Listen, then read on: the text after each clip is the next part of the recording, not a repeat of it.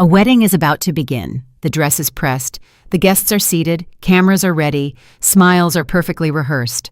But behind those lights stands a woman who was handed $3 million to sign divorce papers after her husband got his secretary pregnant. She was expected to disappear quietly to protect the family name, to let the news story move forward without her. And then on the very day they planned to rewrite everything, the DNA results arrived. When the truth shows up at the wrong time, it doesn't just ruin a ceremony. It tears down the entire illusion built to protect power. They say what's done in the dark always comes to light. But when that light turns on in front of a room full of witnesses, who really pays the price?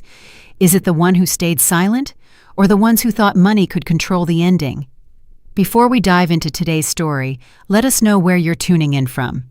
It's always amazing to see where our stories travel. Don't forget to subscribe so you won't miss the next twist in this journey. Now, let's listen to her from the heart. The phone won't stop vibrating. It's face down on the small round table by the window of this forgettable hotel just off I-5, the kind of place business travelers use when they don't want to be noticed. The parking lot below is already filling up with rental cars and late checkouts. It's a clear California morning, the sky almost offensively blue. Today is Calder's wedding day, and at exactly 10 a.m., the DNA results were scheduled to be released. My phone keeps buzzing. I know who it is without looking. I know the tone that will be on the other end of that call, controlled panic, wrapped in forced politeness. I let it ring. I'm not shaking. I'm not crying. I'm waiting. 3 weeks ago, I smiled and signed my own disappearance. It started in our kitchen under lights that were too bright for that hour. The dishwasher hummed behind us, steady and indifferent. Calder leaned in and kissed my forehead the way he always did when he wanted to appear gentle without actually engaging. "We're going to be fine," he said. His lips were cool. His voice was measured, and something in me knew we were already past the point of fine. 5 minutes later, my phone rang. It was Blythe. "Vesper, sweetheart, can you come by tonight? We need to talk. All of us. All of us." I looked at Calder when I hung up. He didn't ask who it was. He didn't look surprised. He just reached for his jacket like this had already been discussed somewhere I hadn't been invited. That was the moment I understood this wasn't a conversation. It was a negotiation. The Knox house in La Jolla sits behind a gate that opens quietly like it's used to protecting secrets. The air inside always smells faintly of lemon polish and expensive wood. Warren was seated on the couch when we walked in posture, straight hands folded. Blythe stood near the fireplace, perfectly composed, and Pierce Langford was already there. He didn't pretend this was social. An envelope was placed on the glass coffee table in front of me. Thick, cream-colored, deliberate. Blythe didn't say the word affair. She didn't say pregnant. She said, "This is the most mature solution for everyone involved." I opened the envelope. $3 million. In exchange for signing divorce papers that night. In exchange for a non-disclosure agreement so broad it could silence a lifetime. I wouldn't discuss the marriage, its dissolution, any personal matters, any medical circumstances, or anything that could impact the reputation of the Knox family. They weren't buying peace. They were buying control. No one mentioned Sloan. So I did. "She's pregnant," I said evenly. Silence followed. Not denial, not outrage, just stillness. Calder didn't look at me. He stared at a painting across the room like it was suddenly fascinating. That was confirmation. They didn't need to explain. The absence of protest said enough.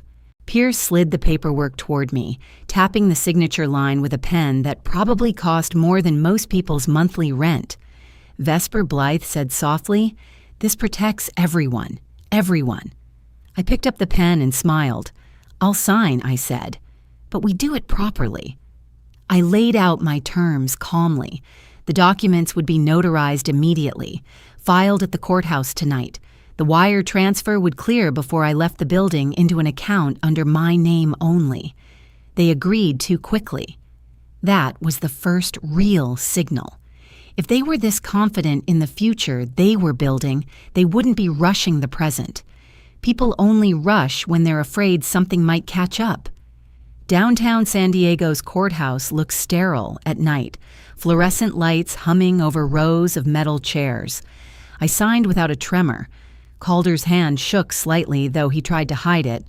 Blythe signed like she was closing on beachfront property. The funds hit my account before we stepped back into the night air. I didn't cry in the car. I didn't scream. I saved the transaction receipt, screenshot, email confirmation, cloud backup, 3 copies, money leaves footprints, and footprints tell stories. When I returned home for the last time, I packed slowly. Not because I was devastated, because I was thinking. At the bottom of a drawer beneath old insurance forms and warranty booklets, I found my medical file. Years ago, after a procedure I rarely talked about, my doctor had explained my fertility odds weren't 0, but they weren't strong. Low probability, he'd said. Possible, but unlikely. I sat on the edge of the bed, the room suddenly smaller. I wasn't infertile. I knew that. But I understood numbers. I understood timing. And I understood urgency. If they were so certain about that baby, why did they need to erase me before the wedding? Why push everything through in a single night? My phone vibrates again in the present, dragging me back to the hotel room. 10:02 a.m. I flip it over. It's Blythe. I take a breath and finally answer. I didn't leave our house because I was heartbroken. I left because I needed distance. The hotel near the interstate is beige in every possible way, walls, carpet, artwork. The kind of place designed for people who don't want questions asked. For the first time in years, no one expected me to perform stability. No one needed me to host a smile to keep the narrative clean. I opened my laptop and reread every line of the NDA. At first glance, it looked standard. Confidentiality, privacy, mutual respect. But the deeper I read, the clearer it became. I was barred from discussing not only the marriage, but any personal, medical, or professional matters connected to the Knox family. That wasn't about feelings. That was about liability. They weren't protecting emotions. They were protecting exposure. I forwarded the documents to Juno Alvarez, a paralegal I'd known since grad school. Sharp, skeptical, allergic to manipulation. She called within minutes. They rushed you, she said, skipping greetings. That's not how amicable divorces work. They wanted it done fast, I replied. People only rush when they're afraid something shows up late. Her words settled in my chest. 2 mornings later, I woke to an unfamiliar email address. Subject line, prenatal paternity test appointment confirmation. I read it twice. Appointment scheduled Wednesday. Results available Friday at 10 a.m. Friday, the wedding day. My name wasn't listed as a parent, but an old joint insurance email Calder and I once used was still flagged as an emergency contact. They had moved so quickly they forgot to scrub the system. I forwarded it to Juno without commentary. Her reply came back in all caps. Do not contact anyone. Save everything. That was the moment the situation shifted from betrayal to calculation. They weren't waiting until after the wedding. They needed that DNA result beforehand. That meant doubt. That meant risk. Scrolling through social media that afternoon felt surreal. The Knox family account was filled with staged joy venue walkthroughs, floral arrangements, captions about new beginnings and second chances. I wasn't erased. I was being rewritten, rebranded as the ex-wife who accepted a generous settlement and moved on with grace. That night, a text from an unknown number appeared. They're pushing the DNA before the wedding on purpose. I stared at the screen.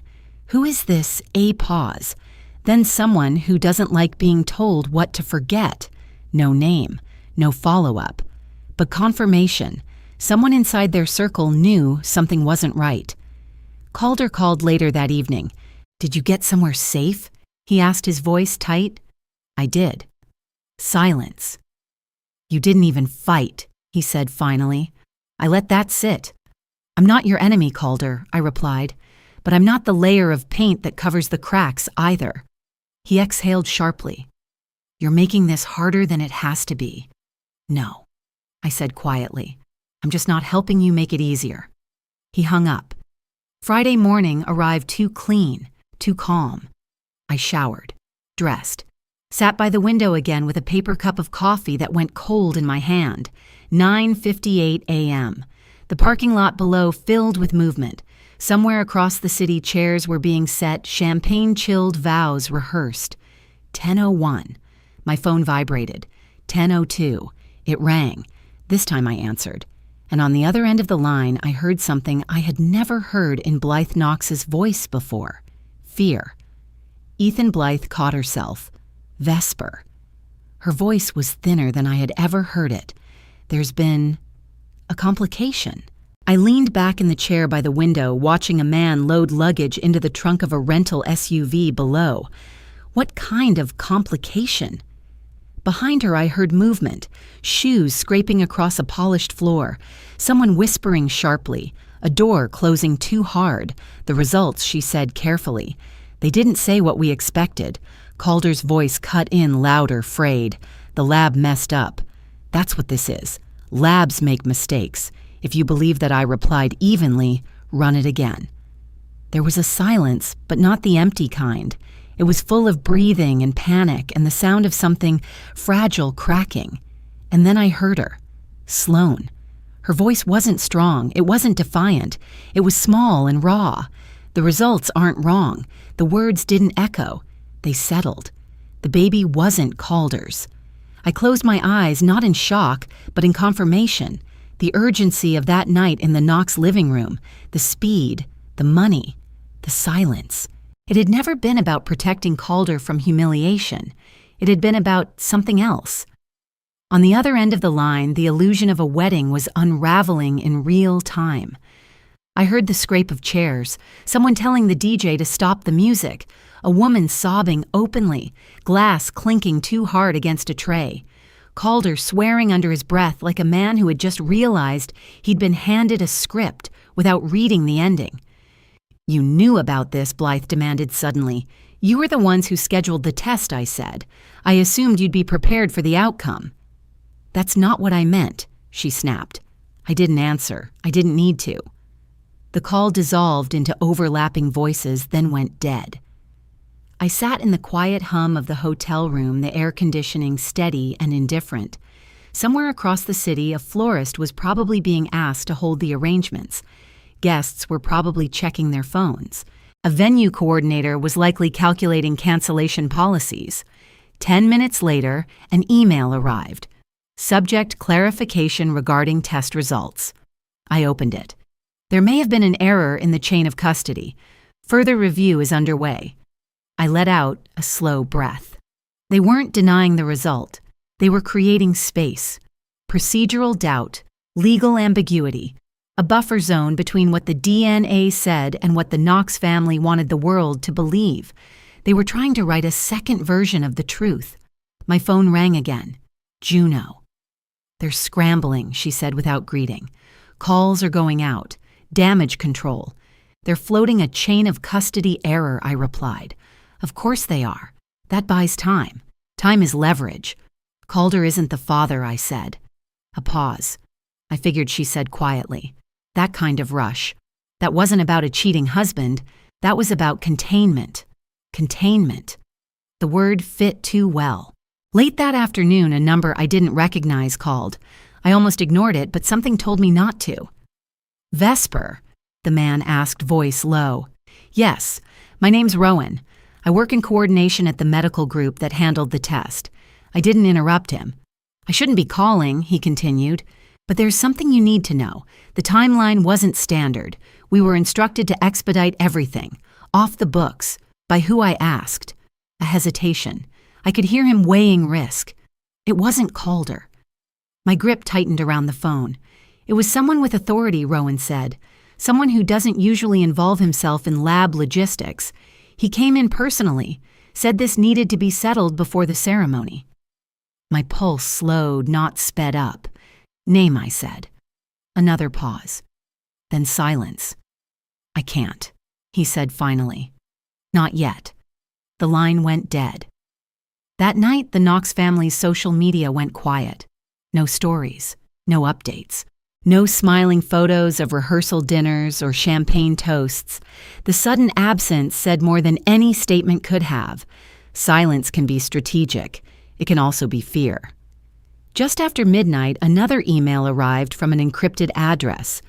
You deserve the full truth. I stared at the screen. The father isn't a stranger. It's someone who's been in the room the whole time. A second message followed almost immediately. If you want proof, meet me tomorrow. 7 a.m. diner on Pacific Coast Highway. Alone. I have the audio. I didn't feel anger. I felt alignment. This was never just an affair. This was architecture, and I was about to see the blueprint. I closed my laptop and looked out at the empty parking lot. Tomorrow morning, I would meet the person who had decided the system mattered more than silence. Not for revenge, for clarity. I needed to hear it from the mouth of the machine itself. I drove back to San Diego that night without telling anyone. The highway was nearly empty, headlights stretching ahead in clean lines. I checked into the same anonymous hotel near I-5. Same beige walls, same mechanical hum. I wanted familiarity. I wanted control. My phone lit up repeatedly. Blythe, Warren, Calder. Even Pierce Langford's office number. I let every call go to voicemail. For the first time in weeks, I wasn't reacting. I was waiting. At 6:52 a.m., I pulled into the diner parking lot on Pacific Coast Highway. The neon sign flickered faintly against the early gray sky. Inside, the air smelled like coffee brewed too long and bacon grease soaked into decades of tile. He was already there. Baseball cap low, plain jacket, no attempt at charm. He slid into the booth across from me without offering a name. I'm the lab coordinator, he said quietly. Rowan wasn't exaggerating. He looked like he hadn't slept. I recorded it, he added, pushing his phone across the table. For insurance. I didn't reach for it immediately. Why come to me? Because this went too far, he said. We handle delicate cases all the time. But this wasn't delicate. It was directed. Directed by who I asked. He swallowed. Pierce Langford. The name landed exactly where it belonged. He came in personally, the man continued. Didn't send an associate, didn't email instructions. He stood there and told us the result had to be ready before the wedding. Said there couldn't be uncertainty. Did he explain why I asked? He didn't need to. He implied consequences. Said mistakes in documentation tend to fall on the lowest person in the room. He unlocked the phone and pressed play. Pierce's voice filled the space between us, smooth, measured, confident. You understand this needs to be concluded before the ceremony, he said in the recording. There's too much at stake to allow timing to complicate matters. A woman's voice responded tight with worry. But if the result comes back unexpected, we'll interpret it accordingly, Pierce said calmly. There was a shuffle of papers, a faint exhale, then the line that changed everything. The father is me, Pierce said without hesitation, and we are not going to let biology dismantle a family structure that has already been decided. The diner noise faded into a distant blur. He continued in the recording. The situation will be managed. The wife will be gone. The wedding proceeds. We are not going to let a technicality become a spectacle. The audio ended. I didn't move for several seconds. Pierce Langford, the architect of my divorce, the man who placed the NDA in front of me, the one who spoke about dignity and discretion and protection. He wasn't just managing the fallout. He was the source. Suddenly, the urgency made sense. The $3 million. The insistence on filing immediately. The aggressive confidentiality clause about medical matters.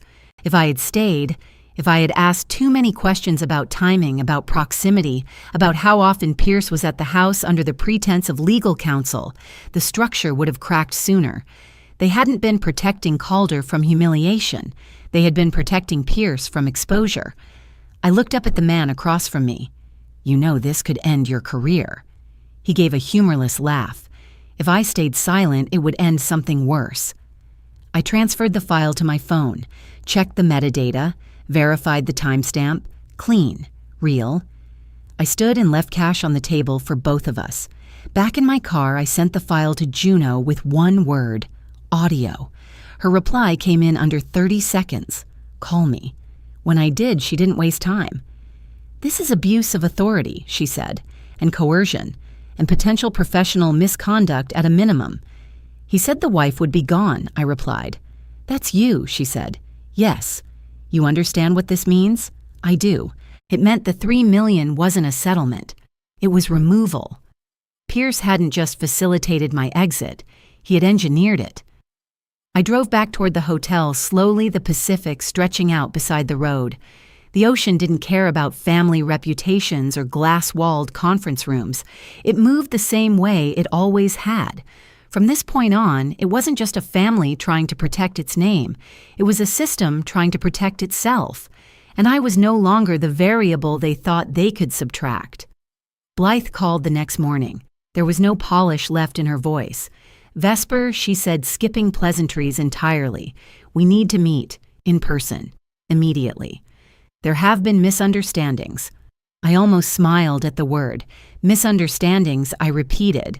"Is that what we're calling it now?" "This can still be resolved quietly," she pressed. "Pierce believes I'll meet," I cut in, "but not alone. Juno will be with me. And it happens during the day." A pause. Calculation. Then fine. Pierce's office sits on the upper floor of a modern glass building downtown, all reflective panels and minimalism. The conference room overlooks a sun-blasted parking lot, asphalt shimmering in the heat. The transparency of the walls felt ironic. They were already seated when Juno and I walked in. Calder sat stiffly near the end of the table, jaw tight. Warren was rigid as ever. Blythe looked pale, her posture controlled but brittle. Pierce sat at the head, immaculate as always, hands folded like he was about to moderate a board meeting. Sloane was not there. "Thank you for coming." Pierce began smoothly. "I didn't come for courtesy," I replied, taking my seat beside Juno. "I came to listen." A revised NDA was slid across the table. "In light of recent developments," Pierce said, "we believe it's appropriate to amend the prior agreement. Additional compensation, narrower language. We want to protect everyone from unnecessary embarrassment." Additional compensation. They still thought the issue was a number. I didn't touch the folder. Instead, I reached into my bag and placed 3 documents on the table one by one. The wire transfer receipt for $3 million. The notarized divorce filing. The original NDA annotated line by line in my handwriting. "You rushed me," I said calmly. "You pressured me. You inserted medical and reputational clauses that had nothing to do with a standard dissolution of marriage. That's not protection. That's concealment." Warren bristled. "You accepted the money." "Yes," I said evenly, "and you left a trail." Pierce's composure barely shifted, but I saw it. A flicker. His phone vibrated on the table. He reached to turn it face down too quickly. For a split second, I caught the preview. I can't keep this quiet anymore. The room stilled. Blythe followed my gaze. Her color drained. "You're not the only one who knows," I said softly. Pierce's jaw tightened. "Let's keep this constructive." "I am," I replied. "Very constructive," Calder finally snapped. "You're blowing this out of proportion. It was a mistake, a mess. It didn't need to become this." I turned to him slowly. "This didn't begin with me," I said. "The complexity you're complaining about, that was built long before I walked into this room." He looked at Pierce instinctively before he caught himself. That was when it fully crystallized. Calder wasn't steering anything. He was benefiting from a structure someone else had built. He wasn't the architect. He was the facade. "You think this is about humiliation?" I continued. "It's not. It's about authority being abused." Pierce leaned back. "Careful," he said quietly. "I am," I replied. I didn't play the audio. I didn't threaten public exposure. I simply let them understand that I had more than they assumed. If I were interested in spectacle, I said, we wouldn't be in this room. The silence that followed was heavier than any raised voice. Blythe's hands trembled slightly where they rested on the table. Warren avoided eye contact altogether. Calder looked like a man realizing the floor he thought was stable had been rented, not owned. "What do you want?" Blythe asked again, her voice almost breaking. "I want accountability," I said, "not silence, not a bigger check." Pierce exhaled slowly. "We can reach an understanding." "You've already reached too many," I replied. I stood before they could recalibrate. Juno gathered the documents methodically. As we walked toward the door, I heard Calder mutter, "You're making this impossible." Without turning around, I answered, "No, I'm making it visible." Outside, the heat hit my face sharply. In the elevator, Juno glanced at me. "Legally, we have leverage. Significant leverage." "I don't want to burn everything down," I said. "I want the right things to fall." She nodded once. That was the difference. I wasn't there to destroy. I was there to end something that should never have been constructed in the first place. The retaliation didn't come loudly. It came quietly. Within private circles at country clubs and investor dinners, whispers began. I heard about them through mutual acquaintances who still felt obligated to text me. She took the money, and now she's creating drama. She's trying to extort more. She couldn't handle being replaced. The narrative was shifting. I was being reframed as greedy, vindictive, unstable. They weren't just trying to silence me. They were rewriting me. Juno forwarded me a message from a colleague in Pierce's professional network. "Concerns raised about former spouse seeking additional compensation," it read. "Calculated language, strategic erosion." "They're building insulation," Juno said. "If this goes public, they want a foundation already laid." My phone buzzed with a message from the lab coordinator. They're asking me to sign a revised internal agreement. Stricter confidentiality, legal consequences. His fear was visible even through text. Pierce was hunting the leak. He's tightening the perimeter, Juno observed. "If we release the audio now," I said, "it explodes. And the child gets dragged into it," she finished. That was the weight in the room. If we detonated everything publicly, the headlines wouldn't differentiate between adult misconduct and a baby who hadn't chosen any of this. But if we stayed silent, Pierce would continue practicing law as if nothing had happened. That night, Sloane called. I considered letting it go to voicemail. I answered. Her breathing was uneven. She sounded smaller than she ever had in my presence. "This wasn't supposed to happen like this," she said. "Nothing ever is," I replied. "I didn't think he would." She stopped, corrected herself. I didn't think Pierce would push things that far, so she said his name out loud. "How long?" I asked. "Before you signed," she whispered. "It started before that." A cold clarity moved through me. "Does Calder know?" I asked. "No," she said immediately. "Not all of it. He knows about the pregnancy. He doesn't know about the rest." So Calder had been preparing to marry a woman carrying a child that wasn't his without knowing the father was the man orchestrating his legal protection. The structure was uglier than I had imagined. He told me he would handle everything Sloane said, her voice cracking. He said biology wouldn't matter if we controlled the timing. Timing. That was the heart of it. Pierce had an affair with Sloane. She became pregnant. The Knox family obsessed with legacy. An image needed a version of reality that preserved continuity. If the baby could be assigned to Calder before the wedding, the family line stayed intact. The story remained clean. I was the loose end, so they removed me. $3 million to vacate the position before the test could disrupt the plan. When the DNA came back disproving Calder's paternity, they attempted procedural doubt, chain of custody language, technical ambiguity. It wasn't chaos. It was choreography that failed. I ended the call with Sloane without promising comfort. Afterward, I sat in the dim hotel room and laid out the timeline in my head. Pierce and Sloane involved before my divorce. Pregnancy discovered. Family constructs narrative move Vesper out quickly. Rush the legal filings. Rush the DNA. Ensure the wedding proceeds. When results contradict the script attempt to reinterpret the evidence. It wasn't a romantic betrayal story. It was institutional. I don't want a public spectacle, I told Juno the next morning. But I also don't want this buried. Then we approach it professionally, she said. Bar association review, ethical complaint, structured consequences. No screaming headlines, I agreed. But documented accountability. I drafted a message to Pierce's office. We need one final meeting. Terms will be outlined in advance. This is not a negotiation of price.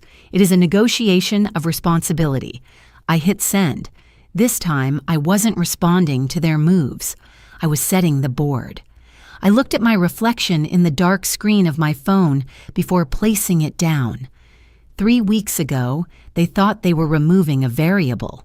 Now I was the constant, and I wasn't coming to defend myself. I was coming to end the system that believed it could consume me quietly and move on. It rained the morning of the final meeting, not a storm. Just steady, patient rain that left the parking lot below Pierce's office dark and reflective like a sheet of black glass. The conference room walls were transparent, floor to ceiling. No curtains, no shadows to hide in. They were all there when Juno and I arrived. Blythe sat upright, her hands clasped so tightly her knuckles had lost color. Warren looked older than he had 3 weeks ago. Calder stood by the window instead of sitting staring down at the wet asphalt like it might offer a solution. Pierce remained at the head of the table, still composed, still immaculate, but not untouchable. No one attempted pleasantries this time. There was no language about misunderstandings, no talk of discretion or protecting everyone involved. The softness was gone. What remained was calculation. I didn't begin with accusation. I nodded once to Juno. She placed a single folder at the center of the table and opened it to a printed transcript. Not the entire recording, just enough. Select passages, clear timestamps, clean formatting, black ink on white paper. Words carry more weight when they sit still. Pierce's eyes moved over the page. Slowly, his jaw tightened almost imperceptibly. "This could be edited," he said calmly. "Audio files are easily manipulated." Juno didn't blink. "Metadata confirms the original timestamp. Device origin is traceable. We have chain of custody documentation from the lab coordinator. If necessary, the full file can be provided to the California State Bar for independent verification." The room changed. Pierce had spent his career being the one who controlled rooms like this, who defined risk, who interpreted language. For the first time, he wasn't leading the narrative. He was reacting to it. "You're threatening professional destruction," he said, finally looking directly at me. "I'm presenting options," I replied. Calder turned away from the window and walked back to the table. His eyes didn't land on me. They landed on Pierce. "You said this was handled," he said quietly. Pierce held his gaze. It was.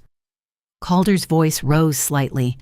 "You said the situation was contained." I watched understanding settle across Calder's face in stages. First disbelief, then calculation, then something closer to humiliation. Sloan told me, I said, evenly breaking the silence. "Your relationship with her began before my divorce." Calder didn't look at me. He kept staring at Pierce. "You knew," Calder said. "Not to me, to him." Pierce exhaled slowly. "This is becoming emotional. This is becoming accurate," I said. Calder stepped back as if the floor had shifted under him. He wasn't just a husband who had betrayed me. He was a man who had walked into a wedding carrying a version of reality constructed for him. He wasn't the architect. He had been the beneficiary and the pawn. I let the weight of that sit. Then I spoke clearly. "I'm not asking for more money. I'm not asking for a public apology. I'm not interested in spectacle." Blythe swallowed. "Then what do you want?" "3 things," I said. I held up my hand fingers steady. First, every internal statement suggesting I accepted compensation in exchange for silence or moral fault is retracted, in writing. To partners, investors, and anyone who received that narrative. Warren stiffened, but didn't interrupt. Second, the NDA is rewritten. No clauses implying ethical wrongdoing. No language that reframes me as a liability. It protects privacy, not reputations built on misrepresentation. Pierce's lips pressed thin. And third, I continued looking directly at him. "You step down as legal counsel for this family immediately, and you report this matter through proper professional channels." The silence that followed wasn't fragile. It was structural. Blythe's composure cracked first. "You're asking us to sacrifice him." "I'm asking you to separate authority from abuse," I replied. Warren leaned forward slightly, his voice lower now. "If this becomes public, it damages all of us. It damages the structure that allowed it," I said. "There's a difference." Pierce shifted in his chair. "If this escalates, the child will be the one harmed. Media doesn't discriminate." I didn't raise my voice. "The child was placed at risk the moment you decided to manipulate medical process for image management," I said. "Don't use innocence as a shield." That was the first moment his confidence faltered visibly. Calder finally spoke again. "Leave," he said to Pierce. Pierce blinked once. "I beg your pardon?" "Leave the room," Calder repeated. "Now." It wasn't loud. It wasn't theatrical. It was decisive. For the first time since this began, Calder chose clarity over convenience. Pierce stood slowly collecting his leather folder with deliberate precision. His eyes met mine for a brief second. There was no anger there, only calculation adjusting. He left the room without another word. The glass door closed softly behind him.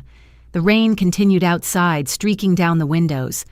Inside, the Knox family sat in silence. They had to decide whether they were protecting a man or protecting the truth.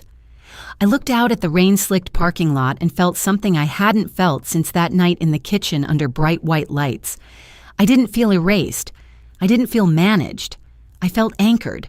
Whatever decision they made next wouldn't define my worth. It would define theirs. The decision came 40 minutes later. Pierce did not return to the room. Instead, Blythe re-entered with a different tone in her posture, less defensive, less rehearsed. "We will proceed without him," she said. Warren nodded once, reluctantly. "He will withdraw from representation effective immediately," Warren added. "We will cooperate with professional review." The words were measured, controlled, but real. The revised NDA was drafted that afternoon. Gone were the insinuations of moral fault. Gone were the sweeping clauses that tied my silence to their image. The new agreement protected privacy on both sides. It did not distort history. A separate document was included, a written acknowledgement stating I had not engaged in misconduct, that I had not sought additional compensation under threat, that the dissolution of marriage had been expedited at the request of the Knox family. Restoration, not hush money. Financial adjustments were addressed as well. Assets I had contributed to during the marriage investments, equity accounts, shared ventures were returned transparently, not labeled as settlement, not framed as generosity. And one more clause. No subordinate employee would bear responsibility for procedural irregularities in the lab process. Rowan would not become collateral damage. We signed in that same glass-walled room, the rain now reduced to a faint mist on the windows. No cameras, no raised voices, no spectacle, just signatures. Afterward, Calder asked to speak with me privately. Juno stepped out into the hallway. Calder stood near the window, again hands in his pockets. "I didn't know," he said. "I believe you didn't know everything I replied." He nodded, almost relieved. "But you knew enough to look away," I added gently. He didn't argue. Silence is a choice, too. "I thought it was simpler," he admitted. "Cleaner." "It always looks that way from the inside," I said. He looked smaller than he had during any argument we'd ever had. Not physically, just stripped of certainty. "I'm sorry," he said. I studied his face for a moment. "I'm not carrying this anymore," I replied. "That's enough." Sloane was already gone from the city. I learned through a quiet message that she had left temporarily, staying with relatives out of state. I didn't try to reach her. Her path with Pierce would unfold elsewhere. When I walked out of the building, the sky had cleared completely. The pavement reflected light instead of shadow. Cars moved in and out of the lot as if nothing significant had occurred behind the glass walls above. The world hadn't paused for this. It never does. I drove to the house that used to be mine. The rooms felt different without tension in the air. I replaced the locks, slowly, deliberately. I deleted Calder's contact from my phone. Then I opened a drawer in my desk and placed every document inside transfer receipts, revised agreements, transcripts, confirmations. I labeled the folder with a single word: closed. I didn't feel victorious. There was no adrenaline, no surge of triumph. What I felt was ownership. 3 weeks ago, they believed I was a variable that could be removed with a wire transfer and a signature. They underestimated the part of me that listens carefully, that reads every line, that recognizes when urgency hides fear. I returned to the same hotel near I-5, where this version of my life had begun on a wedding morning filled with collapse. I stood by the same window. The parking lot looked ordinary: travelers loading suitcases, a couple arguing quietly near a rental car, a woman holding coffee with both hands as if warmth required focus. My phone sat still on the table. No vibrations, no panic calls. The world outside hadn't changed, but my position in it had. I hadn't destroyed them. I hadn't set fire to their name. I had placed the truth in the center of the room and stepped back. And that was enough to force everything else to rearrange itself. Sometimes order doesn't return through noise. Sometimes it returns through refusal. Refusal to disappear. Refusal to be rewritten. Refusal to let power define the narrative. I watched the sun catch on the windshields below and realized something simple. They thought they were closing a chapter when they paid me to leave. What they actually did was give me the space to see clearly. And once I saw clearly, there was no going back. And maybe that's the quiet truth beneath all of it. Sometimes we don't win by shouting louder or breaking everything apart. Sometimes we simply choose not to disappear. We choose to stand still long enough for the truth to find its own voice. And we let it speak. Not to punish, not to prove, but to restore balance where it quietly slipped away. There's something human about that, about realizing we cannot control what others do, but we can decide how we respond. And in that space, there's dignity, there's clarity, there's even compassion for ourselves and for the people who lost their way along the path. If this story resonated with you, and if you'd like to be part of a space where we sit down, breathe, and listen to real stories with open hearts, consider subscribing. You're always welcome here. And if you want to leave a few lines in the comments about what stayed with you tonight, I read them more often than you might think. Thank you for spending this time with us. Wherever you're listening from, take care of yourself, and I'll see you again soon.